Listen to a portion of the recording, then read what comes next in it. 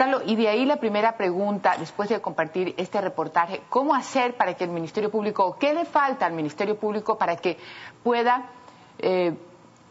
iniciar y terminar con éxito una investigación en estos casos particulares y poder comprobar, de ser del caso, el origen ilícito de estos dineros que están pues entrando al país? Bueno, María José, en realidad este es un hecho que tiene dos partes, ¿no? La primera parte, cuando cualquier ciudadano ecuatoriano o extranjero llega al país, tiene que suscribir un formulario declarando si trae más allá de $10,000.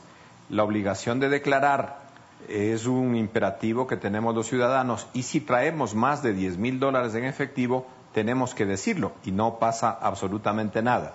Sin embargo, en los casos que usted ha relatado en su reportaje, en todos ellos ingresaron dinero, no reportaron la cantidad que traían y por lo tanto cometieron un acto administrativo que es sancionado por la ley de aduanas, que establece que el 30% del monto ingresado debe ser retenido en concepto de sanción de la no declaración. Esa es la primera parte. La segunda parte es lo que tiene que ver, y ese es un trabajo que permanentemente estamos realizando, es incrementar la cooperación internacional. Cuando nosotros tenemos buenas relaciones con países de donde provienen estos recursos, la posibilidad de investigar en ese país el origen de los mismos fortalecería la presencia en los casos de la Fiscalía ecuatoriana y demostrar que, de acuerdo a la información internacional, en los procesos que se llevan en esos países, esas personas están vinculadas a organizaciones que se dedican a actividades ilícitas. Y por lo tanto, la consecuencia es dinero ilícito que proviene de actividades ilícitas y por lo tanto procesar adecuadamente el caso. Entonces la pregunta ¿es suficiente la cooperación que dice usted existir con el resto de países, o por lo menos en los países de origen que vienen esas personas con esos dineros? ¿Es suficiente esa cooperación? En estos casos no es suficiente solo la cooperación internacional, hay que hacer un esfuerzo por mejorar la legislación y vamos a hacer una revisión. Le quiero decir que no he revisado exactamente cuál es la propuesta en este tema que tenemos en el nuevo Código Penal Integral. Por lo tanto, quisiera incorporar un elemento que nos permita que el encuentro de hecho de ese dinero presume su ilicitud. Sí, y en eso creo que hemos de coincidir que pues hay que presumir la buena fe de la gente, ¿no? Sí. Y por eso es que los jueces, en algunos casos, no tendríamos o no tendría nadie cómo censurarlo o criticar su actividad, porque simplemente están regidos a la ley. Si no hay una prueba de que ese dinero tiene un origen ilícito, pues a más de verificar que se ha cumplido la sanción administrativa, no habría razón para que sentenciarlo. Y más allá de la ley, y en eso, y de ahí ya mi última pregunta en ese tema para pasar al otro, más allá de la ley, me pareciera que es la limitación que existe en el proceso de investigación. Como usted mismo lo dice, la cooperación no es suficiente, se necesita investigadores especializados, que con la ayuda de las redes sociales, más la cooperación internacional, se pudiera determinar con exactitud en estos casos el origen, ¿no? Sin duda, María Josefa, estos temas involucran a toda la sociedad. Cuando usted dice los jueces tienen que aplicar la norma, y una de las normas que ellos tienen que aplicar es disponer que si no han pagado la multa, se cobre la multa, oficiar al servicio de aduanas estableciendo que se ha retenido esto para entregárselo, el 30% de lo no declarado, para entregárselo concretamente al servicio de rentas, por lo menos eso. Lamentablemente ni eso ocurre muchas veces, ¿no? Entonces ahí sí tenemos un serio problema de inaplicación de normas, en este caso por parte de los jueces. Bien, ahora entonces, como lo hemos anunciado, vamos a revisar pues un poco los casos que gentilmente usted se comprometió aquí en Desayunos de 24 horas que luego de unos meses que usted iba a tener ya liderando el Ministerio Público, pudiéramos revisarlo con detenimiento. Y se trata pues que en algunos de los casos, en que pues menos de un año en la Fiscalía General. Galo Chiriboga debe desenvolverse, o se ha desenvuelto ya en varios frentes abiertos, especialmente el cuestionamiento, la crítica o el estar alerta a la gestión que tendría que realizarse frente a casos que se están investigando, impulsados en algunos casos por la Contraloría General y otros por grupos de oposición con respecto a la administración de funcionarios cercanos del gobierno. Revisemos estos casos. Asumió funciones en julio pasado, exministro de Trabajo, Gobierno, Minas y presidente de la Petrolera Estatal. Galo Chiriboga debió trabajar en varios frentes abiertos en su calidad de fiscal general. Un caso que se quedó esperando respuestas de la Fiscalía es el relacionado con la instrucción fiscal abierta contra el presidente de la Corte Constitucional, Patricio Pazmiño, por la tramitación del juicio laboral de los ex trabajadores de la cervecería y en el que, según acusaciones de un asambleísta de oposición, habría corrido $1 millón. Según el Ministerio Público, no existieron méritos suficientes para acusar a Pazmiño. Es decir, Chiriboga no encontró vinculación alguna en el caso cervecería. El proceso ahora continúa para los otros involucrados que no tienen fuero de corte. En el llamado caso Palo Azul, a finales de marzo, se suspendió la audiencia de llamamiento a juicio. La diligencia no se desarrolló por la ausencia de 7 de los 30 procesados o sus abogados defensores. La Fiscalía insistió que para la próxima se advierta que si no están los defensores, simplemente de oficio se harán cargo de estas defensas y que lo más pronto posible se fije la nueva fecha y hora en la que se investiga un presunto delito de peculado, en lo que concierne al proceso de explotación petrolera en la Amazonía y que en algún momento del proceso llegó a involucrar al fiscal general por su presunta participación como ministro de Minas o presidente de Petroecuador. El caso Dueño del Circo sumó una nueva instrucción fiscal. En la audiencia de formulación de cargos a mediados de marzo contra Raúl Carrión Fiallos, exministro del Deporte por subdivisión de contratos para obras en Esmeraldas, el juez Wilson Merino, quien también actuó en los casos Universo y Filambanco, aceptó la solicitud de la Fiscalía para iniciar una instrucción fiscal por el presunto delito de peculado. La Fiscalía formuló cargos contra el exministro y sus 2 ex asesores, en calidad de autores del delito, y solicitó la prohibición de salida del país y su presentación periódica ante autoridades judiciales. El caso César Carrión, que involucra al exdirector del Hospital de la Policía. A la audiencia de tercera instancia prevista para el viernes 14 de octubre, el fiscal general llegó tarde. Fue por una dificultad con el ascensor, explicó después, y bajo absoluta responsabilidad suya y de su equipo de seguridad. Ofrezco disculpas al presidente y a los familiares de las víctimas el día de la insubordinación policial, manifestó. La diligencia la llevó a cabo la primera sala de lo penal de la Corte Nacional de Justicia, que declaró en abandono el recurso de casación presentado por la Fiscalía contra Carrión, quien fue declarado inocente por tercera ocasión. Hoy el proceso está por llegar a la Corte Interamericana de Derechos Humanos. A propósito de ese octubre de 2011, Chiriboga recibió del Ministerio de Defensa los documentos desclasificados del 30S. Ofreció una investigación técnica, a través de la cual el país podrá conocer todo lo que sucedió ese día. Y los responsables de los actos delictivos que se cometieron serán sancionados. Aún no hay avances que se conozcan en ese sentido. Si hay o no una nueva indagación abierta con los datos que aporta la información que dejó de ser considerada secreta.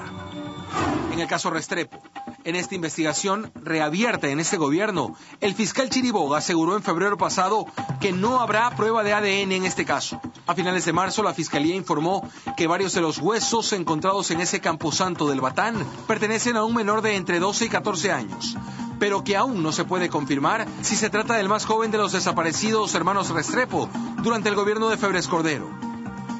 Un caso en el que el fiscal general está llamado a ser protagonista es el de la valija diplomática con droga. Hace pocos días, la Fiscalía ecuatoriana solicitó asistencia penal internacional al Ministerio Público chileno para las investigaciones sobre este caso. Galo Chiriboga pidió colaboración a su similar de Chile para indagar la realidad legal de la utilización de los precintos del Ministerio de Relaciones Exteriores de ese país, el cual estaba impreso en el embalaje de las cajas que llegaron a Italia, con droga en su interior. Se tomaron las versiones a funcionarios de Cancillería, al personal de las empresas TNT y de las compañías aéreas encargadas de transportar la valija. A finales de febrero de 2012, la Fiscalía solicitó a Italia asistencia penal internacional para que el fiscal del caso investigue los hechos en ese país. Hasta hoy, el caso aún no ha podido señalar culpables y su grado de responsabilidad. En el caso Dajic, declarada la nulidad, Galo Chiriboga, fiscal general del Estado, insistió en que la decisión del juez Hernán Ulloa a favor del ex vicepresidente Dajic por el tema gastos reservados es extemporánea e ilegal. Chiriboga insiste en que la nueva Corte es quien debe revisar el caso. Esperemos que los nuevos integrantes aboquen conocimiento en este tema y resuelvan lo que en derecho corresponde. Según el fiscal, los magistrados no podrían archivar el proceso sin revisar las actuaciones y los recursos presentados por el Ministerio Público. Y rechazó la actuación del expresidente de la primera sala, Hernán Ulloa, contra quien presentó un recurso de recusación antes que el jurista deje el cargo. Hasta hoy, la nueva Corte no emite pronunciamiento oficial acerca del caso. Todos son procesos que marcan la actuación de Galo Chiriboga en esta su nueva etapa en la función pública. Todos. Aún esperando por definiciones. Jorge Rodríguez, 24 horas. Ya no van a depender de la función. Carlos, yo creo que mejor empezamos comentando cada caso que quedó pendiente. Claro, con mucho gusto. Tal vez la conclusión del reportaje no es adecuado porque estamos esperando resoluciones cuando hay muchas resoluciones. Vamos por el primer tema. Primer tema relacionado a, en el orden no lo recuerdo, sí, no pero, se preocupe. Sí, sí. A ver, el caso del presidente de la Corte Constitucional, Pazmiño, en ese caso la Fiscalía no acusó porque no hay ningún elemento que vincule al señor doctor Pazmiño con el caso. El día de ayer he llamado a juicio, he formulado cargos contra los jueces de la Corte Superior de Justicia Penal en Guayaquil que dictaron la sentencia de los 99 millones de dólares, que es el antecedente que va a la Corte Constitucional. He iniciado un caso por eso. Y estoy investigando también a los funcionarios de la cervecería que hicieron la contratación del abogado y todo ese tinglado que se armó para ese caso. ¿Y qué pasa? En ese caso, ¿qué pasó con el secretario? Es decir, con la persona que tenía el cheque, el hermano del secretario que tenía el cheque de $1 millón. Está en la investigación. Está incluido en la investigación. A la que le hago referencia. En la que resolvió ayer. Exactamente. El segundo tema hace referencia al caso Palo Azul. Sí. El caso Palo Azul no es correcto insistir lo que ustedes insisten, que yo he estado presuntamente vinculado. No tengo nada que ver con el caso y tengo audiencia para el lunes 30 de este mes. Por lo tanto, he avanzado en eso. El caso del señor exministro de Deportes, he formulado cargos en todas las audiencias en las que hemos asistido. El caso de, perdóname si me recuerdas. César Carrión. César Carrión es un hecho que terminó. Lamentablemente tuvimos ese inconveniente, que lo lamento nuevamente y ofrezco nuevamente disculpas al país por ello. El caso ese terminó. Sí, y sin duda, en este caso también estaba pendiente, y corríjame usted si no me equivoco, unos documentos que iban pues ya como a despojarse de la calidad de secretos que pudieran inclusive ahondar en una investigación que finalmente la sociedad entera debe de saber, ¿no? El caso 30S, anoche tuvimos una audiencia de la casación en el caso del coronel que custodiaba la Asamblea Nacional.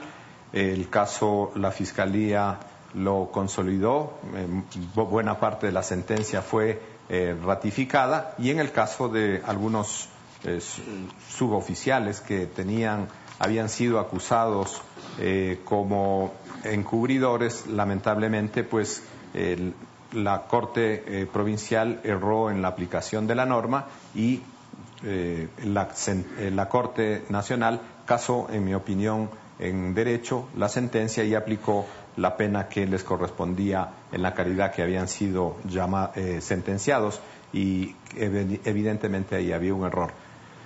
¿Qué más hemos avanzado? ¿El caso de la valija diplomática? El caso de la valija diplomática no es que no hay resultados. En Italia hay 7 personas detenidas por ese caso, y aquí estamos esperando que el gobierno de Italia autorice la asistencia penal internacional para remitir al fiscal y a algunos policías que investigan el caso para investigar lo que la policía y la judicatura italiana tienen el caso, para incorporar esos elementos en nuestra investigación en el Ecuador. Sí. Hemos llamado a declarar a la cónsul que estuvo hace pocos días aquí, la cónsul de Milán, rindió versión, ha rendido versión la hermana del presidente, que también por una foto aparecida en los medios se la inculpó, yo no sé de qué, pero la hemos llamado a rendir versión. Está previsto también la versión del señor Pedro Delgado, que también aparece en otra foto. Hemos pedido asistencia penal a Chile para que nos expliquen por qué razón la valija diplomática ecuatoriana tenía un sello de seguridad de ese país. En fin, estamos haciendo todo lo que tenemos que hacer. Hemos recibido versiones, hemos hecho peritajes sobre los contenidos de las computadoras de todos los funcionarios. En la Cancillería. Sí. De tal manera que... Sí, lo que sorprende en este caso un poco y es en Italia los detenidos fueron, si no me equivoco, a las pocas horas, 2, 3 días ya estaban detenidos. En cambio aquí, sin duda, se necesitan o se están haciendo investigaciones y nadie quiere cometer errores y girar órdenes de captura a quienes no merecen, pero es un caso que la gente sí está muy pendiente, justamente lo que hablábamos por el caso anterior, del tema del narcotráfico, que simplemente no discrimina nada, no respeta nada, menos aún una cancillería, menos aún el nombre del Ecuador en otras partes. Entonces, sí es un tema, y creo que usted va a coincidir conmigo en que la gente sí necesita comenzar a identificar estos espacios donde han sido, pues, completamente intoxicados este negocio, ¿no? De acuerdo. En ese y en todos los casos, la Fiscalía trata de hacer su trabajo de la mejor forma posible, con las limitaciones procesales, las limitaciones internacionales, en este caso, que tenemos con Italia, ¿no? Pero no es que hemos mirado al lado... No, sin duda que no. El caso de Ají, usted, pues, como fiscal, no está de acuerdo, por resumirlo de alguna manera, con la resolución del juez Ulloa. ¿Qué tocaría o procesalmente qué podría pasar? Simplemente estoy esperando la resolución de la Corte Nacional sobre sobre las posiciones jurídicas de la Fiscalía sobre la resolución del ex juez Ulloa referido a la nulidad. He argumentado, creo, con suficiente solvencia jurídica de que no podía declararse la nulidad de un proceso que ya el juez superior, esto es el presidente de la Corte Suprema, había declarado como válido. Segundo, no podía declararse la nulidad sin un recurso de nulidad, que como lo establece la ley. Por lo tanto, esas argumentaciones tienen que ser analizadas por la Corte Nacional y espero que la resuelvan en la forma que ellos estimen conveniente. Y hay un tema que el tiempo puede jugarle sucio a la investigación y al deseo de descubrir si hubo un delito y en el caso que así lo fuese, quiénes son los culpables. Y es que el 7 de junio se abrió una indagación en el caso conocido como caso Chalecos y está por terminarse porque me parece que es un año el proceso de la indagación. Y en este caso, pues hay un informe de la Contraloría y el Ministerio Público, a partir de ese informe, que lo tiene ya hace algunos meses, no ha realizado ninguna gestión. Esa investigación la está llevando un fiscal de caso, no hay nadie vinculado con fuero de Corte Nacional y por lo tanto el fiscal general no interviene directamente en la investigación. Sí, pero sí la Fiscalía, ¿no? Sí, por eso le pregunto. Pero la Fiscalía está trabajando en ello. No ha despachado nada en meses. Bueno, si no han despachado nada en meses, hoy llego al despacho y voy a ver qué es lo que ha pasado, si es que no han despachado. Y sobre esto quiero decirle algo, María Josefa. Este mes se va a incorporar una abogada que viene precisamente de la Contraloría, una joven abogada que tiene muy buena experiencia en el tema de el proceso legal sobre delitos relacionados al patrimonio del Estado. Y por lo tanto va a venir como asesora personal mía para dar un seguimiento concreto y específico a todos los casos que la Contraloría ha remitido a la Fiscalía en donde hay indicios de responsabilidad penal, para tener a alguien cercano al fiscal general que pueda dar un seguimiento día a día a todas esas causas. Va a haber una especie de coordinación entre ambas instituciones, Contraloría y Ministerio Público, porque me imagino que ahí en la Fiscalía sí habrá... Se trata de un tema de coordinación institucional, entiendo. La Fiscalía tiene la predisposición de cooperación interinstitucional con todos. Cooperamos como debe ser con el resto de instituciones del sector público y por lo tanto la Contraloría juega un papel fundamental. Claro. Así como vamos a incorporar una asesora en temas exclusivamente tributarios para dar seguimiento a aquellos delitos aduaneros y tributarios que vienen del Servicio de Rentas Internas. Estas dos jóvenes abogadas se integrarán a nuestro equipo en esta semana. Qué bueno, qué bueno. Realmente yo creo que cuando nos sentamos aquí en desayunos o en otros espacios que podemos compartir la realidad del país, siempre de lado y lado, no importa la ideología, no importa si es del sector privado o del sector público, una de las cosas que realmente el país, la sociedad entera necesita es la posibilidad de crear puentes y de trabajar en coordinación cuando se tiene el ánimo de, o por lo menos un horizonte común. Una cosita más, sí. María Josefa. El caso de los hermanos Restrepo no es preciso lo que en el reportaje se dice que yo me opuse al ADN. Lo que he dicho es que con las muestras que encontramos, el informe del antropólogo forense nos determina las posibilidades de que esos restos que hemos encontrado respondan, dice el forense, a una persona de una edad similar al sí, entre 12 y 14 años. Sí. Y entonces lo que estamos haciendo ahora es incorporar unos nuevos forenses para que revisen ese trabajo antropológico forense realizado ya, para que nos den una nueva opinión sobre ello. Y si las opiniones de estos forenses son coincidentes y si los otros elementos de convicción que estamos investigando para tener una presunción de que podría ser, voy a solicitar, porque no lo voy a hacer de forma autoritaria, la aquiescencia del padre de los hermanos Restrepo a que él considere si procede o no en su opinión. Sin duda, extrema delicadeza en ese caso. En su convicción personal, si avanzamos o no al tema del ADN. Y la última pregunta, porque justamente ya el canciller Patiño nos está esperando, es si la Fiscalía ya abrió una indagación sobre el caso GPS, también vinculado a la Agencia Nacional de Tránsito. Sí, es un informe de Contraloría que llegó y también se ha iniciado ya una indagación sobre ello.